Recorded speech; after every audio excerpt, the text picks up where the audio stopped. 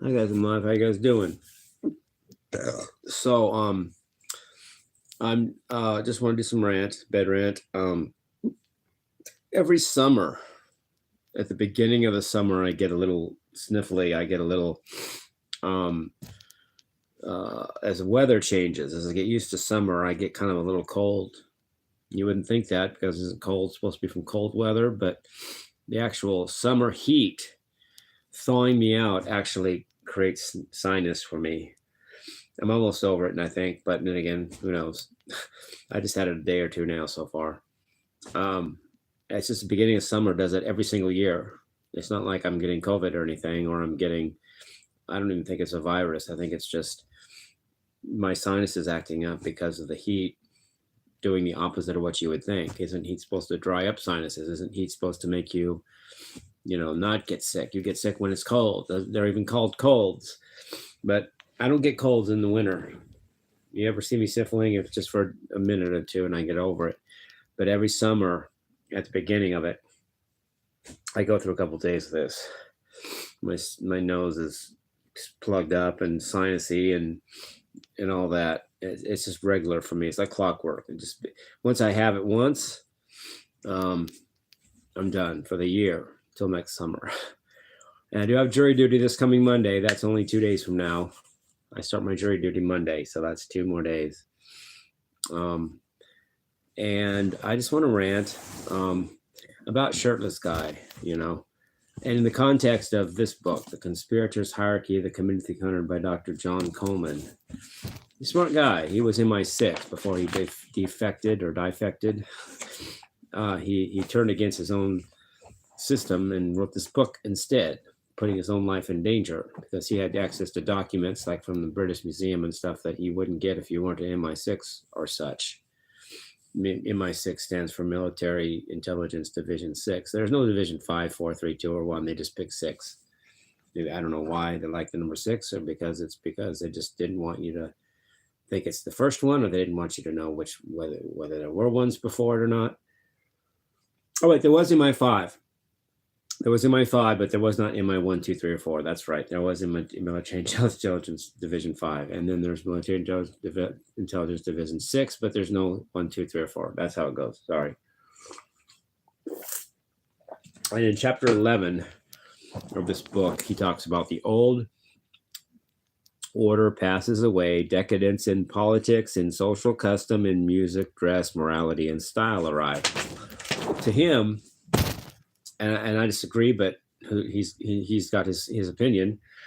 Rock and roll was only a tool the Committee 300 used through their main guy, Theodore Adorno, was their main henchman for creating rock and roll.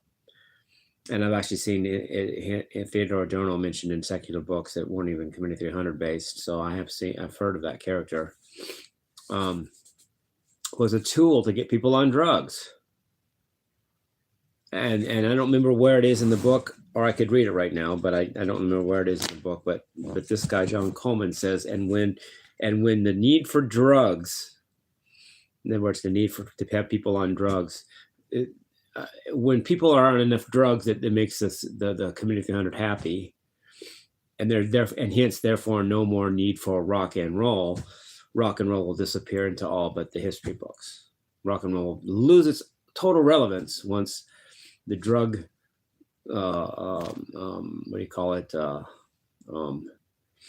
singularity has been reached, where enough people are on drugs that it makes the people in power happy. And then they'll just take away rock and roll altogether. It will have served its purpose, and it'll be just a thing of the history books. But I disagree with almost all of that because, and I'm an anomaly. Maybe I'm probably just am an anomaly. I didn't do drugs in the 80s. But yet I loved music, and I celebrated life itself. I don't need drugs.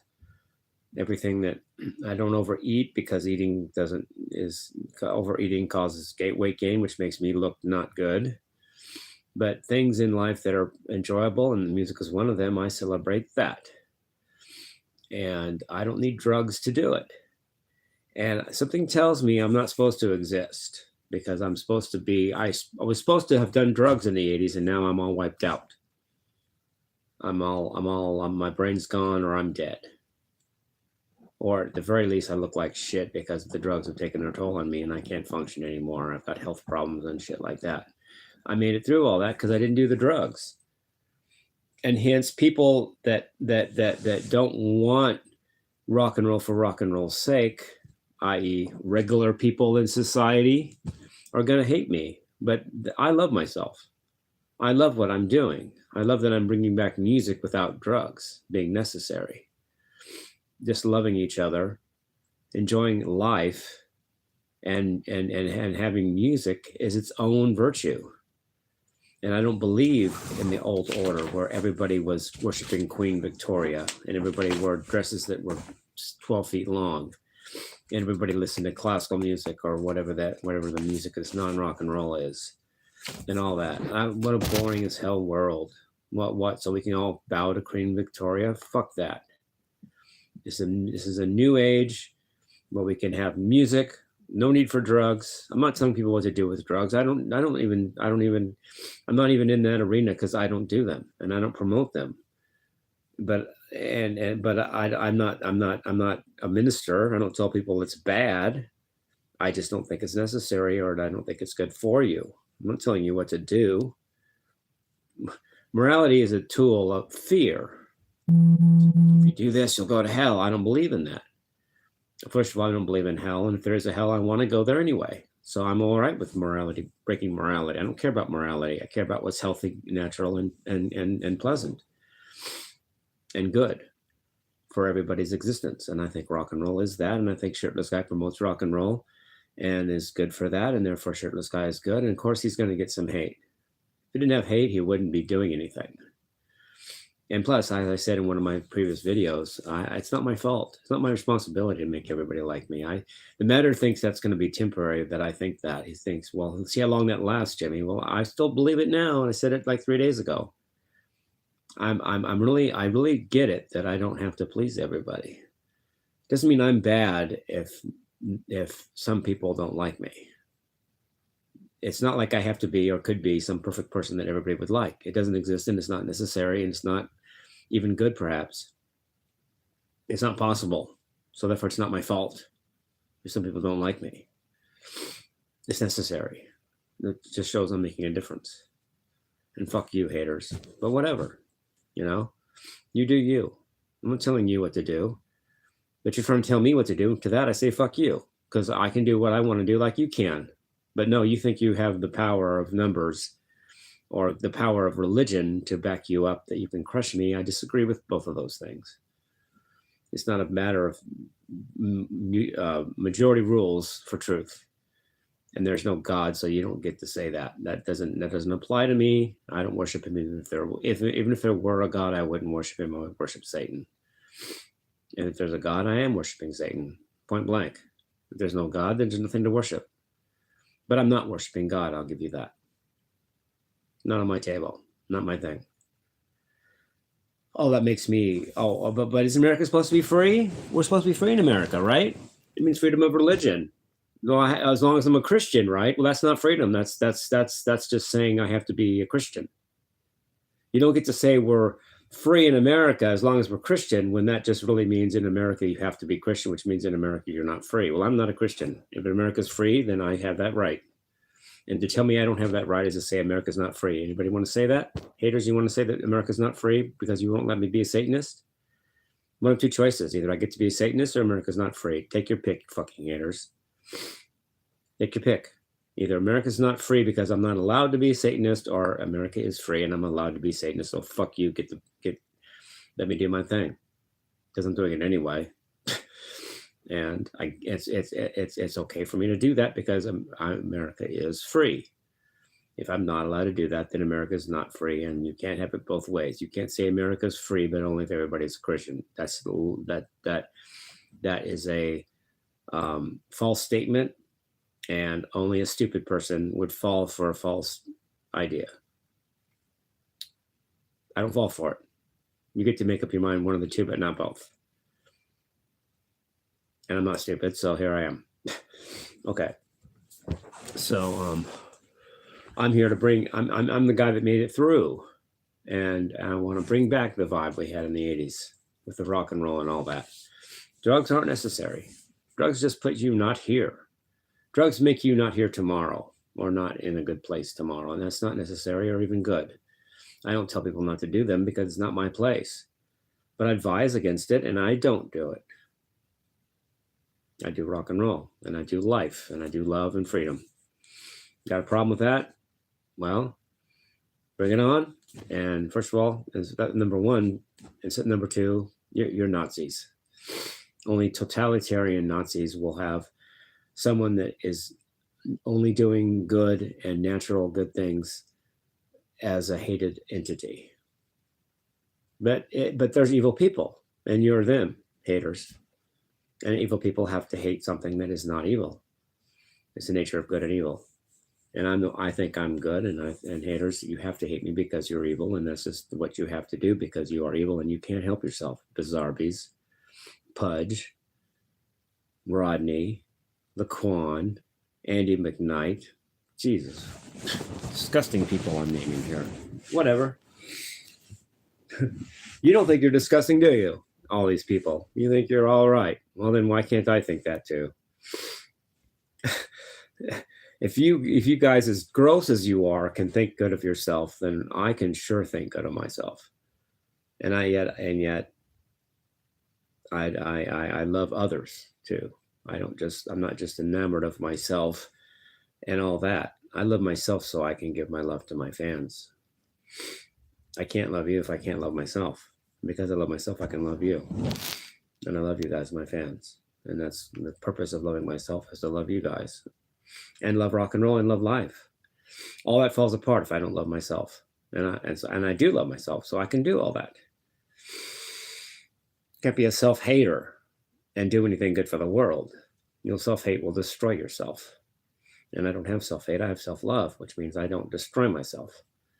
And I don't do drugs, so I don't destroy myself that way. I do life, love, and music. Peace, love, and rock and roll. It's what I do. And if you're against me / Shirtless Guy, you are against peace, love, and rock and roll, and you're evil fucking people. And that's what you are, haters. But anyway, anything else while I'm ranting? I just listened. I've been studying physics and stuff. I don't know if I want to talk about it. Really weird stuff in physics. Do you know if there's the number of possible universes that could actually exist is? Like, we live in one of how many possible universes? What do you think the number is, dude? It's it's 10 to the 500 power. So that's one. We are one in one with 500 zeros possibilities of universes that could have been, and yet we're in this one. That's how many possible universes could be. Somebody did the math. So that's the biggest number I've ever heard. You know a number bigger than that is, and bigger by a lot. And I don't really wish I knew the exact number. I read it once, and I didn't either forgot it because I'm not perfect, or I didn't really record it in my brain, but I got the gist of it. The number of possible people you could be given the nature, the information holding powers of DNA.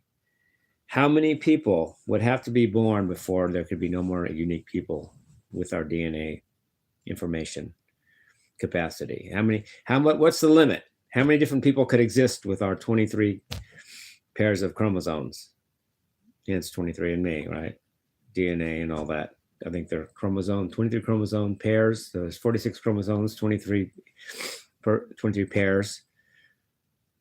There are 10 to the 5,000 roughly power different possible people with our DNA. So that's whatever person you turn out to be is 1 in 10 to 5 with 5,000 zeros after it. That's not 10 times more than 10 to the 500. It's like 10 orders of magnitude more. That means it means times 10, but do that 10 times. That's called an order of magnitude. And to get from 500 to 5,000, you need 10 of those. So it's 10 times 10 times 10 times 10 times 10 times 10 times 10 times 10 times 10 times 10 times more. That is 10 to the 5,000 versus 10 to the 500. That's a lot of difference. But so it turns out our whole existence as people and in this universe is strikingly unique and strikingly unlikely by a lot of the calculations. The chance, first of all, put the two together, which I haven't heard anyone do, but maybe I'm the first. But I'm going to do it, whether I'm the first or not. Here I go. If we are in one of 10 to the 500 power universes, and within that there are humans, which each human is 1 in 10 to the 5,000 decimal places, then the chances of you being in a universe, the chances of you being in this universe and being you is 1. How do I say this? Is 1 to the 500 times. 10. 1 doesn't have a power. 10 to the 500 times 10 to the 5,000. That's the chances of you being in this universe and being you. It's like you don't add them together; you multiply them. So the math is really staggering. The chances of you being in this universe and being you is 1 in 10 to the 5,000 power within 1 in the 10 to the 500 power. So you have to get lucky to the point of 1 to the 10 to the 500 to even be in this universe, and then within that you have to be lucky to the point of 10 to the 5,000 to be you as you actually are. That is so close to zero chance that you exist in this universe that it's fucking ridiculous. We can't even calculate how close to zero that is, and yet it's not zero. And because it's not zero, you're here. Too bad a lot of you wasted on being evil and being haters, but whatever, it's your choice. Can't tell you what to do, don't want to tell you what to do, don't tell you what to do. There, did it, I said it.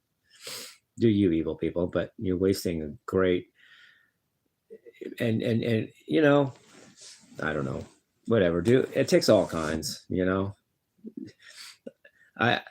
I'm almost as sad for the haters as I am for myself that I have them, if you guys get what I mean.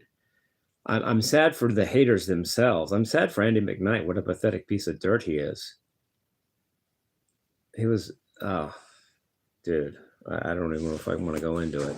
He was raped when he was 7, and he killed his rapist, is what I've heard, with a gun his dad gave him. His dad took the time and went to jail for him, so he wouldn't have to. But Andy McKnight murdered his rapist when he was like 9, 2 years later. He murdered his first human at 9 years old. Okay. Well, weirdness. Or whatever, maybe everybody has their reasons for being them and doing them, and nobody can say what that is, good, bad, or indifferent, if they're not that person. I can't definitively say I wouldn't be him if my life were like his. But my life wasn't, and it isn't, and he's disgusting to me. But I don't have absolute right or authority to say that, even any more than he does, that he doesn't like me or whatever he doesn't like about me. We're all here, and the best idea we can do is join together and love each other. I'm not hating Andy for whatever. It's mainly his attitude and the way he's just so disgusting as far as how he hates me. It's his attitude to me that just causes any reaction from me. I always wanted him and I to kind of be friends so he could protect Amy better than if we're fighting each other. And he proved that to be a true thing, because he was at Amy's such and such birthday, and Amy got her lower lip bit off, and he was right there flirting with a girl named Destiny, with another friend of Amy's also flirting with a girl named Destiny, while Amy got her lower lip bit off. If I were there, that wouldn't have happened. I would have traded my lip for it, or Amy wouldn't have gotten hers, because I'd have stopped the dog. Simple. Well, Andrew and this other dude were all flirting with Destiny. I would have been protecting Amy. Whatever. I'm sorry, but I can't go back in time and fix that, can I? Don't have the equipment yet. Don't have the technology. Anyway, I'm just chatting. I'm just ranting is what I said I was going to do. Anyway, yeah. So I'm I want to rant about this.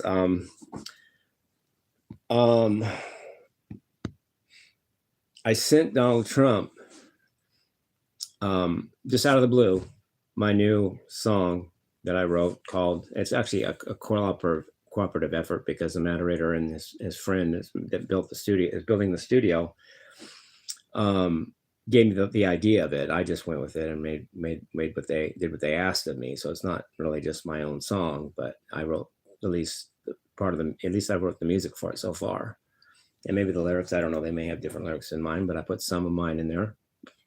It's called "I Hate Iran," and I sent it to Donald Trump out of the blue. Within, I don't know the exact time framework, but within 2 hours he got back to me, which shows, first of all, he does listen in real time because it wasn't 3 days later, it was soon. Second of all, he probably liked it or he wouldn't have got back to me positively. It would have been like, well, stop, shut up. It wasn't that. And it would have been, if it would have been just routine, just generated emails or generated texts, it would have been 3 days from now, like every other text has been. Or it wouldn't have been just 2 hours later. It shows real-time interaction.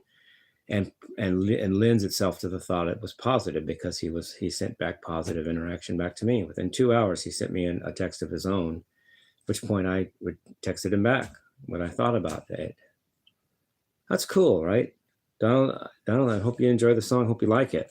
You know, I meant that song.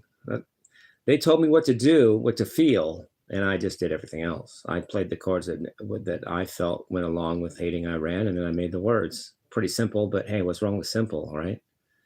Carlos Santana said music has to be simple, soulful, and sincere. Simplicity, sincerity, and soulfulness. SSS. Simple is one of them. Simple, sincere, and soulful. It doesn't have to be complex and weird and hard. Simplicity sometimes takes it, makes the grade. So, and then now the matter is challenging me even further by having me do some Iranian music at the beginning on an instrument that I've never heard of. I have to Google what that instrument sounds like and maybe listen to some of it and then make a melody that's Middle Eastern that gradually becomes American and rock and roll. I haven't done that yet. It's kind of like he gives me these challenges that are really daunting, to be honest. He gave me the challenge a year ago to play Bach's Toccata and Fugue in D minor with only tapping. It took me a year to do it. Now I can do it, but that wasn't an easy task. That took me like a year. I'm not good at time. It might have been less, but whatever. I'll call it a year. Now to play Middle Eastern music first, to open up the song, and then gradually morph that into rock and roll. That's not an easy thing to do. I've never heard Middle Eastern music. I've never heard of this instrument. He had to tell me what it was called. He had to Google what it's called. Challenges much, eh? Anyway, I'm trying to do it though. Give me a chance. Let me just Google it. Let me just look it up or whatever I have to do, YouTube it or whatever. Hear it, make a melody of my own of it. He didn't even say make it myself. He wanted me to refer to the actual Middle Eastern music to start the song. I can't make that up out of my head if I have never heard it. I can't just fake that. I have to do my homework. And my sniffling is getting better even as I speak. It sounds better already. I took a vitamin C, a couple of things. I took Emergency. It's like a thing you put in your drink. Only I put it in a Coke. I mean, not really a Coke, but it's like an orange soda. And since it fizzes in regular water, it fizzed. The whole soda started fizzing, and I had to drink it really fast to keep it from going all over the place. And then I took I think it was a C cough drop. I took a cough drop that has vitamin C or something in it. But I'm not going to overdo that. I don't like that, taking stuff like that. I just did it one time. And if it helps, it helps. If it doesn't, it doesn't. I'm not going to get hooked on that stuff. I take my 4 vitamins a day and I'm good. I take E, A, zinc, and CoQ10. That's it. All the others I either don't like or have tried and don't like. I get vitamin D from the sun, and vitamin D is really good for anti-cancer. Really good for it, even though it's kind of it can burn the skin. Vitamin D is an excellent anti-carcinogen, but the best you can get without like doing chemotherapy or something. Vitamin D is just the best, except and I get vitamin D every day from my walks. I eat 1 meal a day. It's all my body needs. I don't know why I'm ranting like this, but I think I said I was going to rant, didn't I? People are so picky about their food. They go in there like they're kings and queens in the restaurant, you know, and I want my food like this and I want it like that. And I see them sitting down, they're picking out, and they're eating. That may not be the only meal they have that day. They probably pigged out before early in that day, and probably will pig out again in that day. And they're just fat people, and they don't see that. They don't see that they're just giving their bodies too much, and they don't even see it. They can't even see it or don't see it, much less do anything about it. They either don't see it, can't see it, or see it and can't care and don't care, right? There's only like a few possibilities there. Reality, the possibilities narrow quickly. They don't get it. I walk 7 hours a day on the average, and I eat one meal a day. These people, I see them driving around in their cars. Their cars get a lot of exercise. I don't see them getting exercise, and I see them eating all this food, and it's like gross. Ugh. But whatever, it takes all kinds. Keep eating if that's what your thing is. They feel control, like I bought my food and it's exactly like I ordered it, and they feel like kings and queens, but their bodies look like crap, and they're not taking care of their bodies. They're just buying food because they have money to do so, or for whatever reason. It gives them feeling of control. It's the only thing you're allowed to do in the society that you can actually do of your own will. I don't do it. I don't do food. I'm not a foodie, but it's that the government hasn't told us we can't breathe, or we can't eat, or we can't go to the bathroom. Everything else, they got their fingers in us, don't they? Well, screw them. Fuck you. Whatever. Anyway, I'm not a foodie. I don't eat. I don't overeat. I'm 162 now. Sometimes 160. It depends on the day. I'm going down in weight over time, actually. And my hair's probably staying the same length for some reason. I don't know. I thought it was growing for a second there, but if it's growing slowly. It might be growing slowly, just not that fast. But it's not getting shorter. I don't cut it, and I don't even overcomb it. You see this hair? I haven't even combed it this morning. I've been up since 9 o'clock at night, and I haven't combed it once yet. This is uncombed hair over 7 hours. I haven't combed it in 7 hours of being awake. If I comb it, it fluffs it out and makes it bigger and makes it look longer, but I don't comb it for that anymore. I used to do that so it would look good right then, until I realized I was cutting it too much by combing it. I'm culling my hair by combing it, and I stopped doing that. I play with my hair, but that's not as bad as combing it. Combing it's the worst because you get everything rucked up. I try not to comb it that much anymore.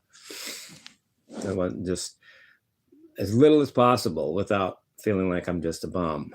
You know, sometimes I have to comb it or I just look bad, but I try to make that as little as possible. Like I said, I've been up since 9. I just woke up at 9, I think. 7 hours. I haven't even touched my hair with a comb. Nothing. Just nothing. And it grows better that way. Anyway, anything else to rant about while I'm ranting? Thanks for listening to The Kinks. That was Mad Ray's idea. I had never owned a Kinks album in my life. Never, ever, ever, until, and even when he asked me to do The Kinks, I didn't own one. But I went into Spindles and my card went through somehow, and they had the greatest hits of The Kinks somehow, and now I have a greatest of The Kinks album. First one I've ever owned. I've only owned it for a few days. And one of the songs I didn't even have that I did, I wasn't even on the album. I had to Pandora it and do it on Pandora because it wasn't the one I did about All Day and All the Night wasn't on the greatest hits. I had to Pandora it and learned it that way. Of course, haters are going to say I use the tablatures. Yeah, I'm so good at that, right? Everything is just strings and numbers for me, right? Yeah, fuck you. Whatever.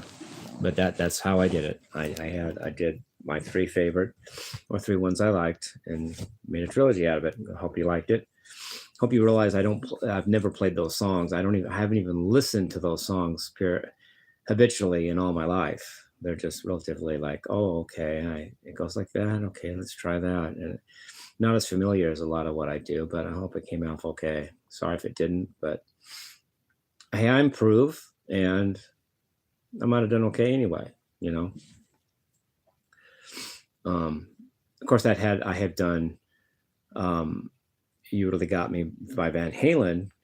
They do it in a different key and they do different solos. So I tried to not do that Eddie's version in this trilogy. I didn't want to make it a Van Halen tribute. It's the Kinks and they play it in G, whereas Van Halen plays it in A. It's a whole step key difference. Except that Van Halen tunes to E flat, which makes it technically maybe like tuning it to G sharp or A flat, but still the Kinks tune to G, which is not G sharp or A flat. So there's that. A bunch of rhymes there, right?